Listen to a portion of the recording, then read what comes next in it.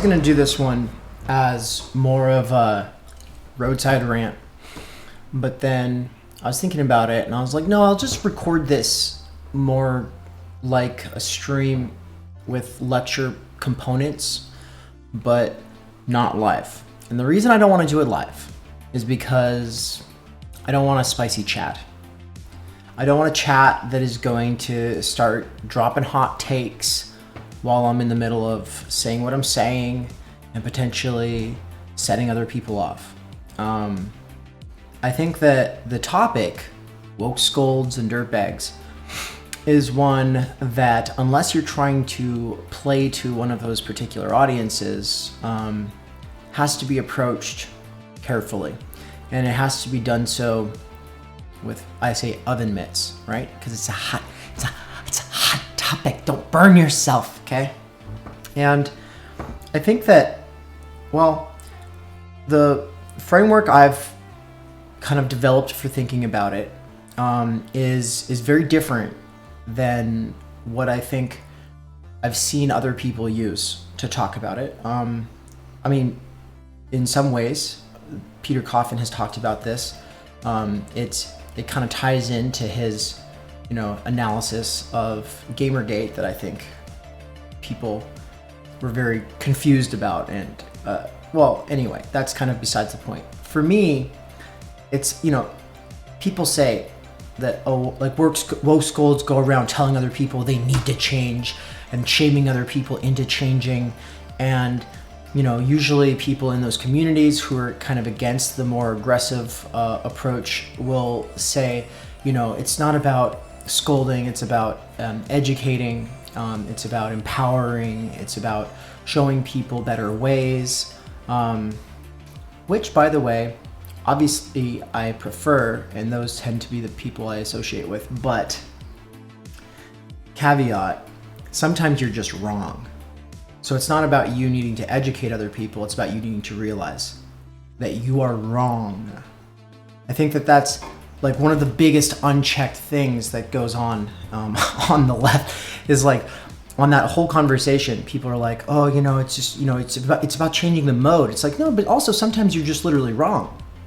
On the other side, a lot of self-professed dirtbags will call themselves edgy. They're just edgy. They like edgy language and jokes. Now, undoubtedly, joking is part of it. A certain kind of edgy joking might be part of it.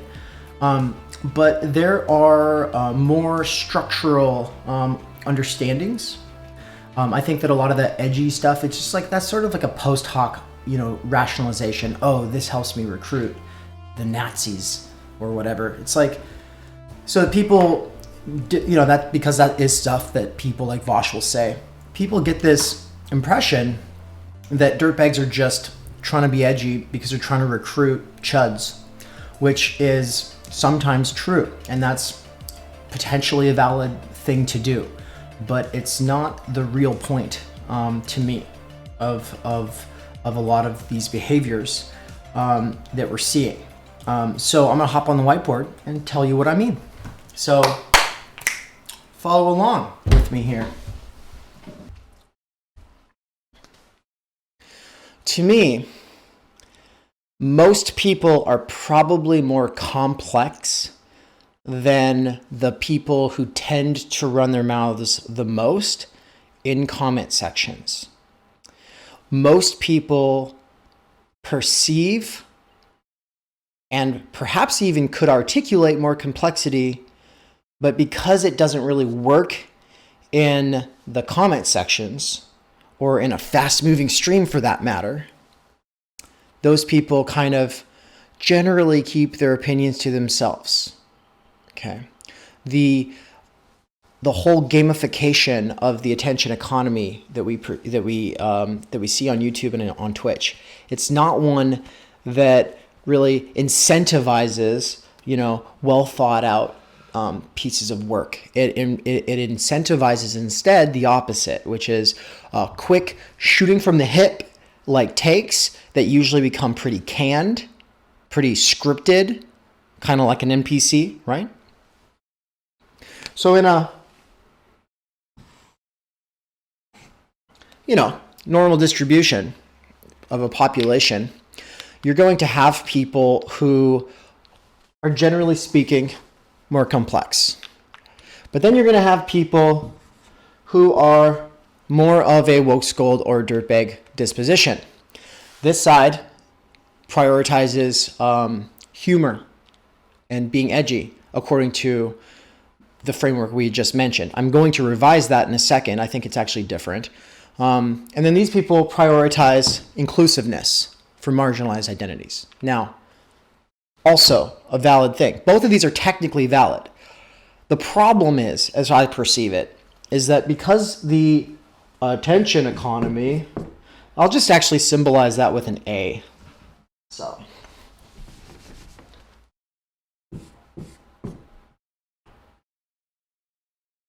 AE, but with an eyeball in the A for attention.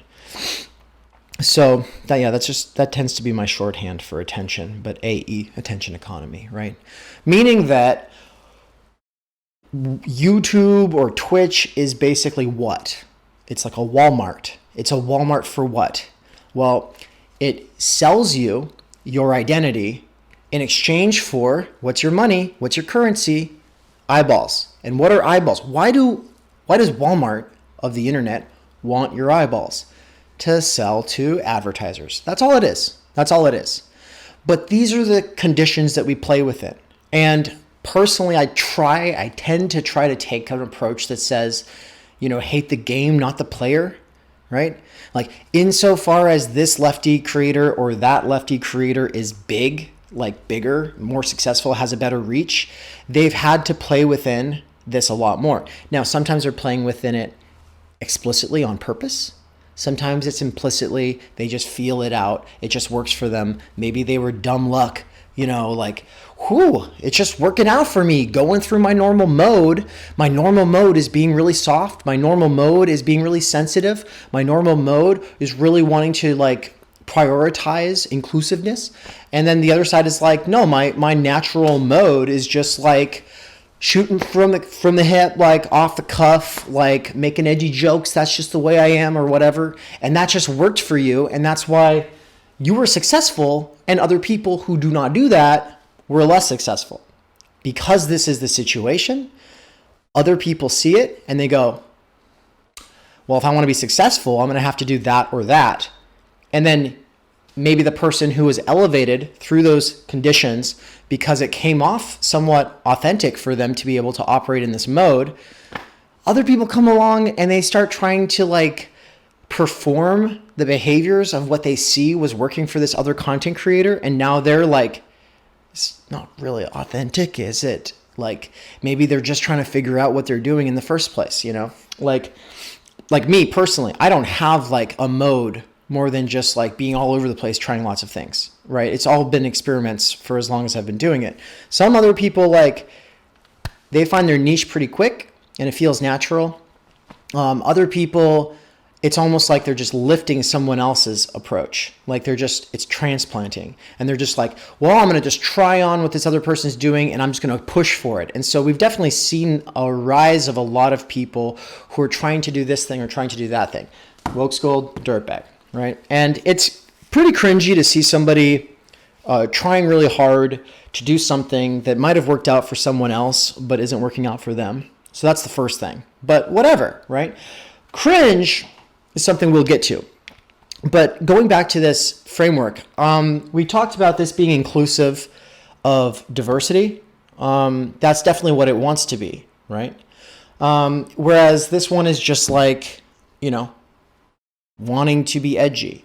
I want to expand on this though, because to me, I think that a lot of the people who get encapsulated under that label, dirtbag, most of them aren't self-proclaimed. Chapo, self-proclaimed. Vosh, self-proclaimed. Fine, that's okay.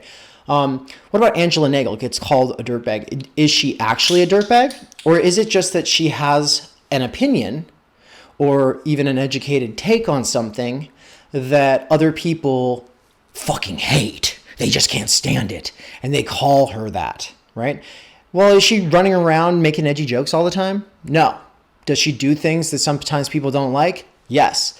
Does she have like an argument that other people, rather than really wanting to engage with, would rather just like freak out and try to cancel? Yes. And so when this happens, a lot of times the quote unquote wokescolds side of the internet will just label whatever doesn't play within its own framework the other. Dirtbag. That is a dirtbag. And so dirtbag becomes like this bundle of people who, you know, they're generally speaking a leftist, but they have like 1, 2, 3 traits or opinions that just like, it's kind of like deal breakers for a lot of people over here, right? Because over here, there tends to be like a sort of litany of things that you pretty much have to have the right take on, or at least not speak up on it, right? The problem for me about this dirtbag word is that not only does it include a lot of people with diverse like approaches, but it also assumes that folks over here don't care about being inclusive. Okay? There was a time when I wanted to say that a lot of what I was seeing as dirtbags were actually trying to be more inclusive of less educated people. Trying to be less, trying to be more relatable to less educated people. Another way of saying it is that we all have our own pipeline experiences into the left. Was your gateway to the left watching a ContraPoints video? Was it watching a Vosh video? Was it maybe more back in the day you were watching TYT and then you got into Gamergate or something like that, right? Like there's a variety of different like avenues in, but what tends to be the assumption is that I think people take their own experience and then project it onto other people. They expect that other people came to this thing by the same way that they did. And then obviously I think that like a common response is, it wasn't like any video or creator that got me into this thing. It was like my structural conditions and then educating myself on those conditions. And sometimes that educating yourself included some videos by some creators or whatever. But for me personally, it was philosophy, and then realizing that professors were like, they just didn't take Marx, like they just took Marx as like the writer of the manifesto and then kind of wrote him off as a political pundit, and they didn't think of him as a philosopher. And me being like, well, there's got to be more to it, and then doing my own research and asking questions and tracking down professors who could tell me about this stuff, and then, getting pointers. Oh, read Estranged Labor. Oh, read Wage, Labor, and Capital. Doing that kind of research, and then eventually Bernie runs. And so it was just like, these things all kind of met, right? But different people's journeys are going to be different. That's a kind of a truism. It should be fucking obvious. And most people know not to project their own experiences onto others, but it's easier to do online, especially when we are under the assumption that there's basically two kinds of people, liberals and conservatives, and that there's basically one thing called the left, and that liberal is closer to the left than conservative. And so really like liberal becomes leftist as soon as they just realize that their formal categories of freedom and equality cannot be actualized without substantive change, and those substantive changes need to take on structures, and those structures are things such as systemic racism and capitalism, etc., right? But there's more to it than that. I claim that there's more to it than that. It's pure ideology. The problem is that the left is not to the left of liberal. The fact that people think that actually shows the power of metaphor and also its power to distort and confuse us. The left-right metaphor is the problem here, right? We don't have a throne on which to have a left side and a right side, but the left, as represented by like the idea of being the left side of the throne, being the representatives of the people as opposed to the representatives of the aristocracy or of the monarchy, is not something that can translate too well into a two-party system that's divided between people who are generally liberal and generally conservative, even though, of course, there are also conservatives on the Democrat side, and there are liberal-ish type, compassionate conservatives on the right. But because we have these mixed metaphors that all kind of use this embodied metaphor of left and right, it creates a lot of confusion. Okay, my basic point, what I'm trying to get to right here, is that there is no simplistic division between wokescold and dirtbag on the left.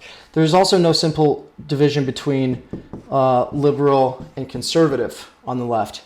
And I will come back to this left-right metaphor and get into some of the problems with how it really gets us all off on the wrong footing in a future video.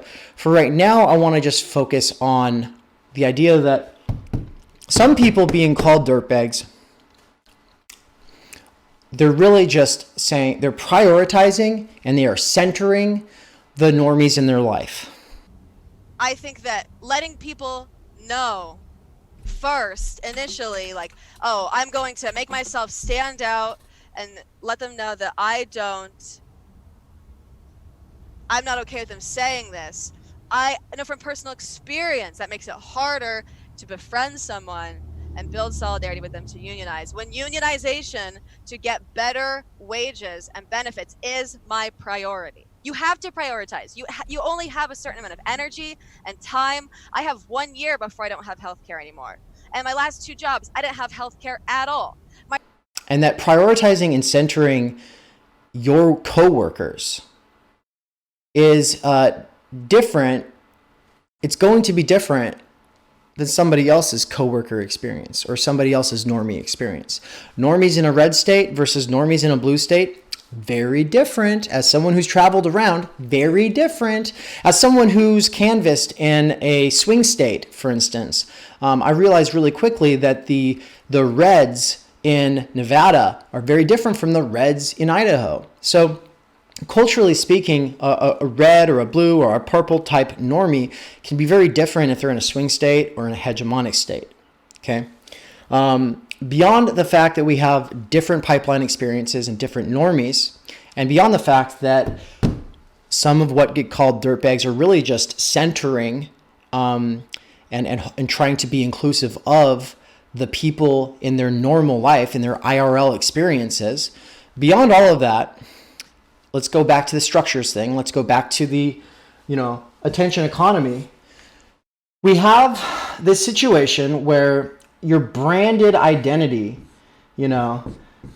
as a wokescold or a dirtbag. I don't know why their hands are like that. They're not doing Sig Heils. They're not supposed to be. They're just waving. Hi. Here, I'll keep the hands open. That way it's obvious. Branded identity. This is your brand, is that you are this person who wants to tell other people how they have to be in order to be properly inclusive of the people that you're holding space for, right? It's really easy to brand yourself this way when all it takes is really simple canned or scripted statements that people pass around in these exchanges in the comment sections of the streams that go flying by that necessarily alienate what I would say is the great majority of people who are more complex, who understand that their pipeline experience, their normies are different. Right? Now, the last part, and this is probably the most important part, and so if you've made it here to this point in the video and you talk in the comment sections, I really hope that you'll engage with this part. That way I actually know that you watched the video, because most people probably won't, is a division between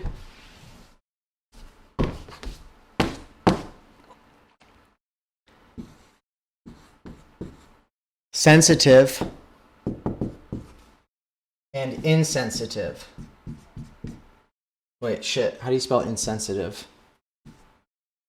Insense. Is that right?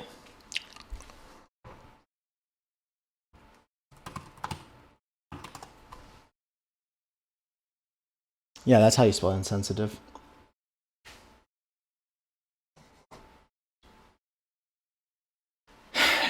Because liberalism,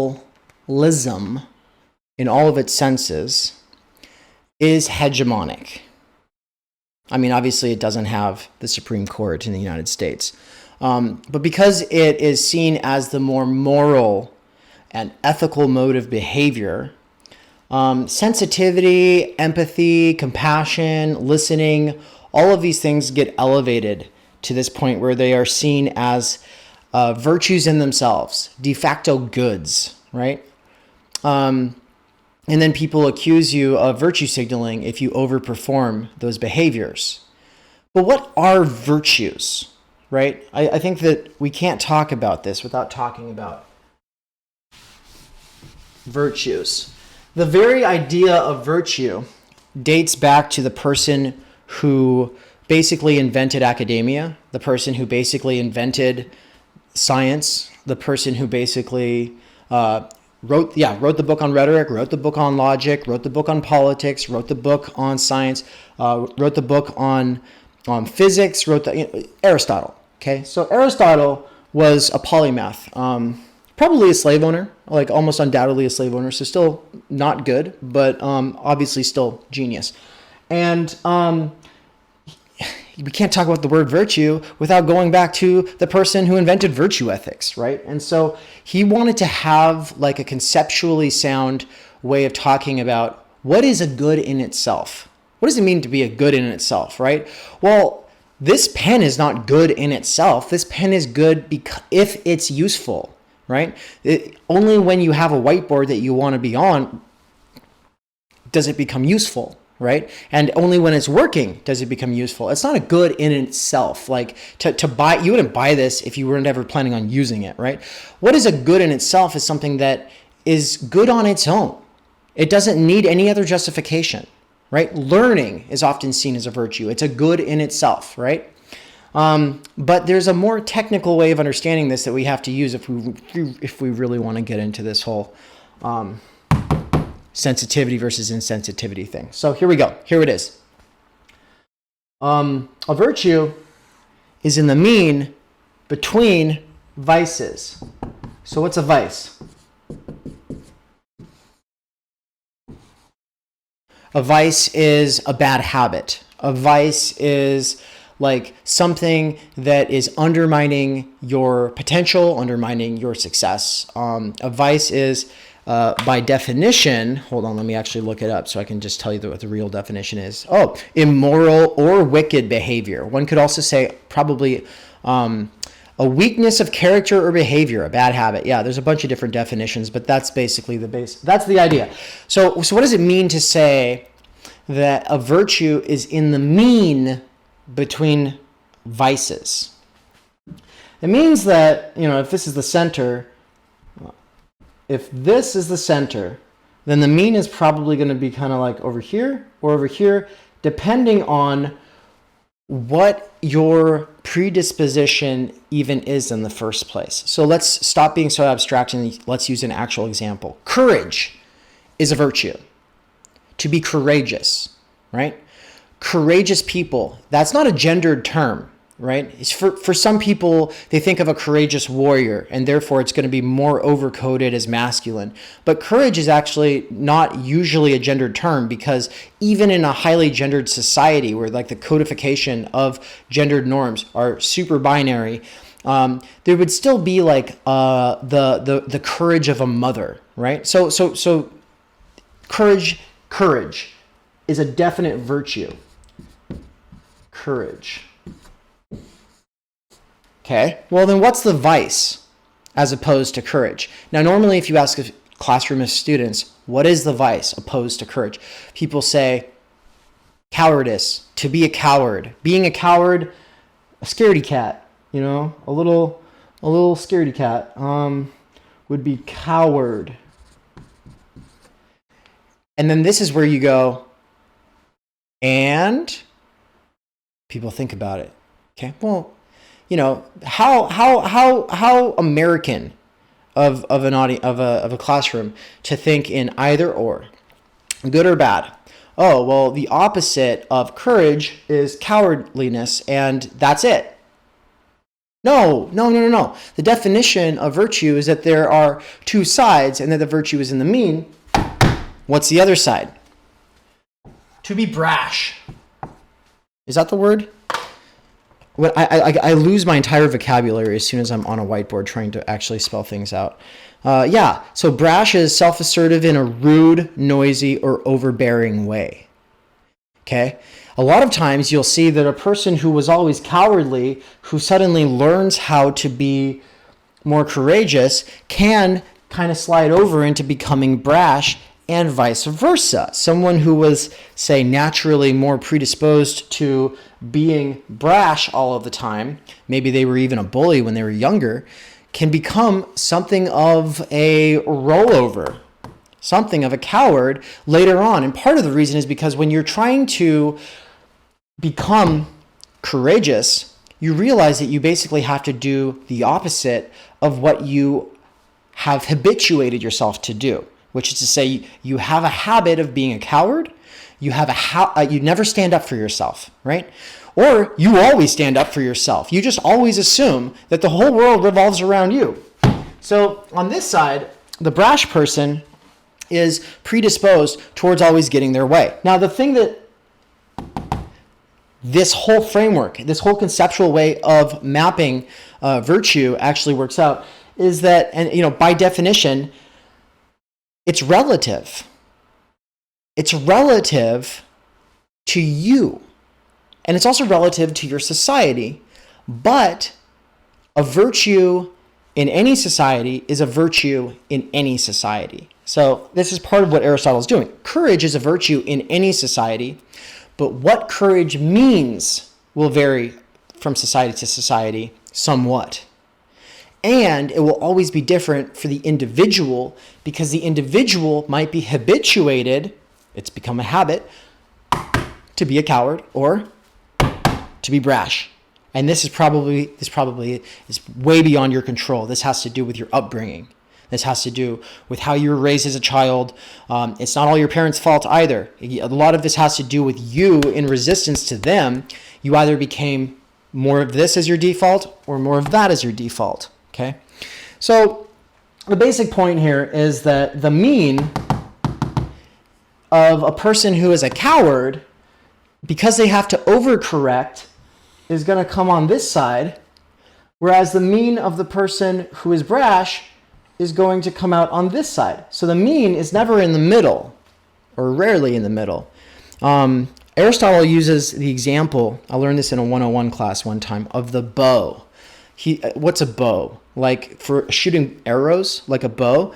If you have a piece of wood that is naturally bent a certain way, how do you bend it to be straight? If you want that stick to be a straight stick, how do you bend it back? You don't just flatten it with putting a bunch of books on the top of it to make it go from being like this to like, whoop, now it's straight, right?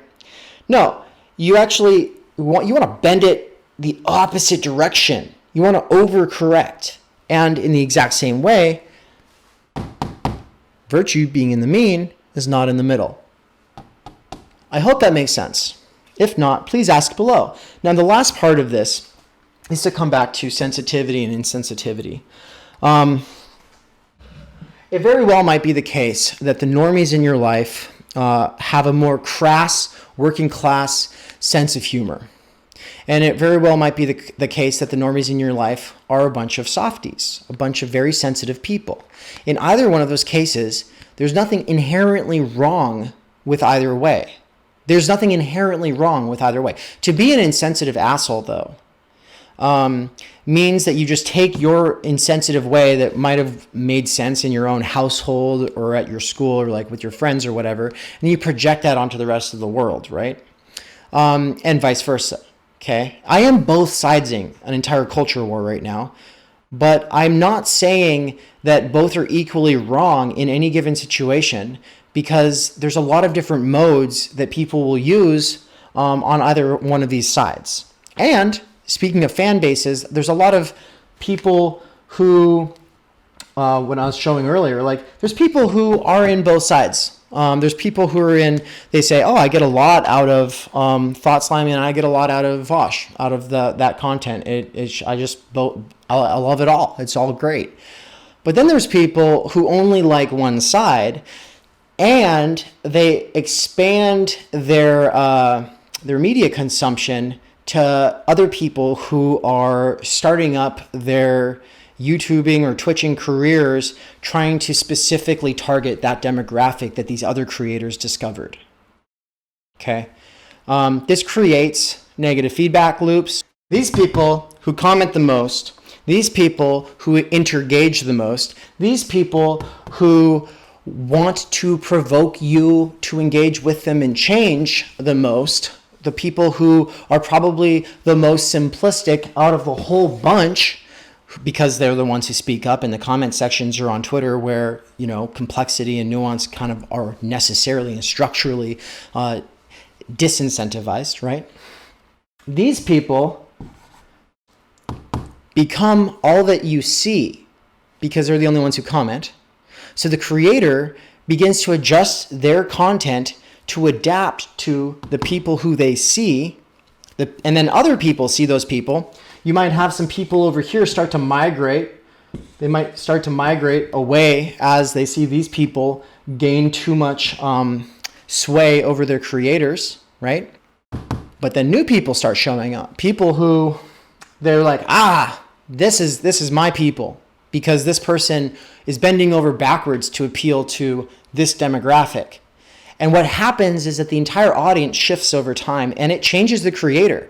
When Marshall McLuhan says that the medium is the message, what he's talking about is that the medium that we use, whether it's a laptop to write something versus a pen to write something, versus language to record ideas, versus, because language is a medium, Twitter is a medium, Twitch is a medium, all of these are media. Media is made up of mediums, right?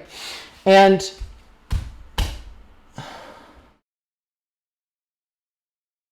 when he says that the medium is the message, what he's getting at is that the messenger, actually, I don't know if he says that. I have to read more McLuhan to say what I want to say. So what I'm about to say springboards off of McLuhan, but I'm not exactly sure if he would. So he would say that the message is basically made what it is by the medium, right? The medium affects things in a certain way.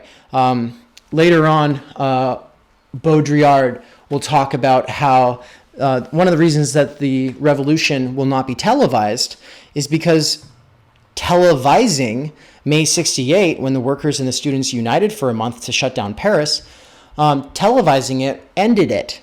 Televising it took away all of its revolutionary potential, because people were running home and following what was going on television instead of just going out in the street to find out what was going on.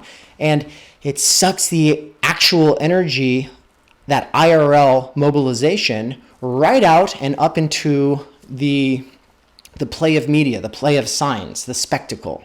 Okay? So where I'm going to springboard off of that, though, is to say that the medium also changes the messenger. Okay? The messenger, the person who has a message, the person who is there to educate or entertain, is very much shaped by that audience as well. And there's a reciprocal relationship. It's a symbiotic relationship, or it might become a negative feedback loop. So then you get another order of separation, though, when someone who authentically was operating in a wokescold or a dirtbag mode finds success and is elevated within the spectacle. I don't hate the player. None of us hate the player. It's just the game. Oh, some of us hate the players, and they miss the game, right? But most of us, understand this to some degree, at least at an intuitive level. But then you've got the copycats who come along, who see that this is successful for someone else, and then they say, well, I'm going to do it, but with my own spin on it. And so what happens when you've got people doing it, taking what was working for one person and then putting their own spin on it, they are trying to appeal to that specific demographic that is very in your face, that is very obvious, right?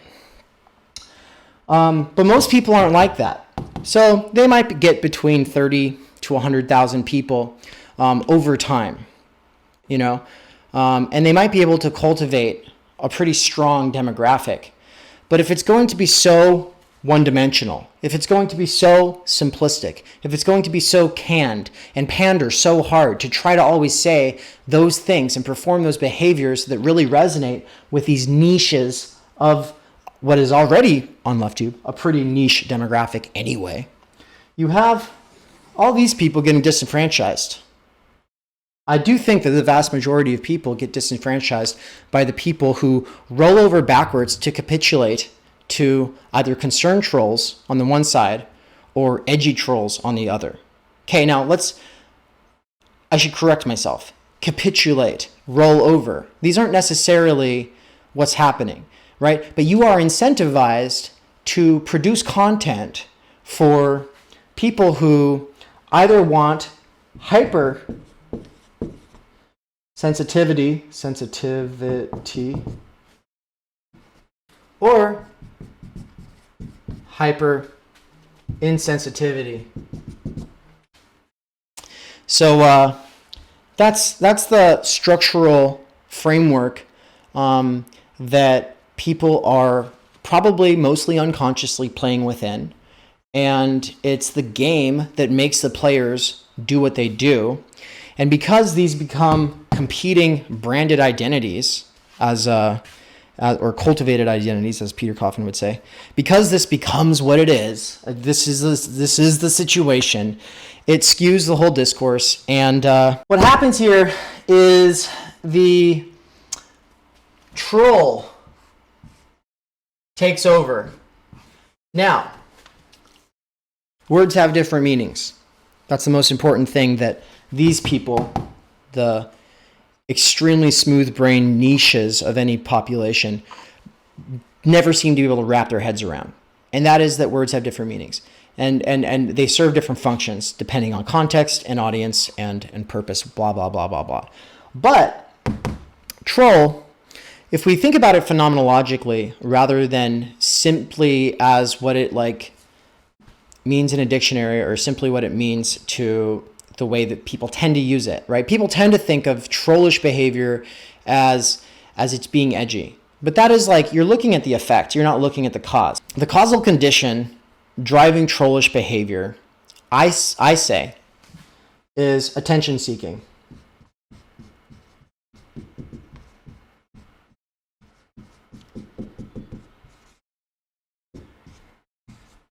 I'm not trying to judge negatively here when I say that it's attention seeking, okay?